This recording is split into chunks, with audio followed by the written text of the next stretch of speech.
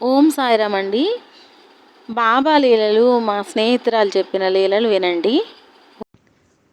ఓం సాయిరామ్. ఈరోజు మరొక బాబా లీల చెప్తాను. నాకు రోజు బాబా గారి దగ్గర ఉదయం పూట పూజ అయిపోగానే ఒక గ్లాస్ వాటర్ పెట్టడం అలవాటు.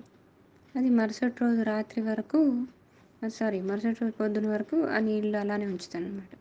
మరుసటి రోజు పొద్దున్న ఆ నీళ్లు తీసి మొక్కల్లో పోస్తాను.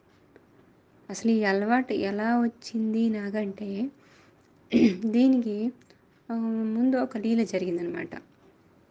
కొద్ది రోజుల క్రితం ఒకరోజు నేను గుడి నుంచి వచ్చాను. గుడి నుంచి వచ్చి భోజనం తర్వాత ఒక గ్లాస్ వాటర్ తీసుకొని మా ఇంట్లో టీవీ ఉన్న హాల్లో అనమాట, టీవీ టేబుల్ మీద ఒక గ్లాస్తో వాటర్ పెట్టాను. వాటర్ పెట్టేసి ఇందులోపల హాల్లోకి వచ్చాను. అక్కడ వాటర్ పడి తాగుదామని హాల్లోకి వచ్చాను. హాల్లో మా మదరు అక్కడ మంచం మీద పడుకున్నారు. ఏదో వాళ్ళతో మాట్లాడుతూ ఉన్నాను ఆమెతోటి. తర్వాత కొద్దిసేపటికి మంచినీళ్ళు తాగుదామని చెప్పేసి మళ్ళీ టీవీ రూమ్లోకి వచ్చాను.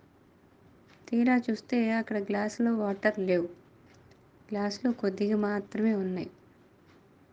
సరే, మా సిస్టర్ ఇంకొక అమ్మాయి ఉంటే తనని వెళ్ళి అడిగాను, ఇక్కడ గ్లాసులో వాటర్ తీసావా నువ్వు అని. లేదు, తీయలేదంతే. అమ్మ ఇక్కడే ఉంది, నేను అక్కడే ఉన్నాను. మా సిస్టరు తను కూడా అప్పటికి భోజనం చేయలేదు, ఇంకా అటు ఇటు తిరుగుతున్నది అంతే. అమ్మాయి కూడా ఆ రూమ్లోకి ఈ రూమ్లోకి అదేదో పని చేసుకుంటూ తిరుగుతుంది. తీరా చూస్తే ఎవరూ వాటర్ తీయలేదు.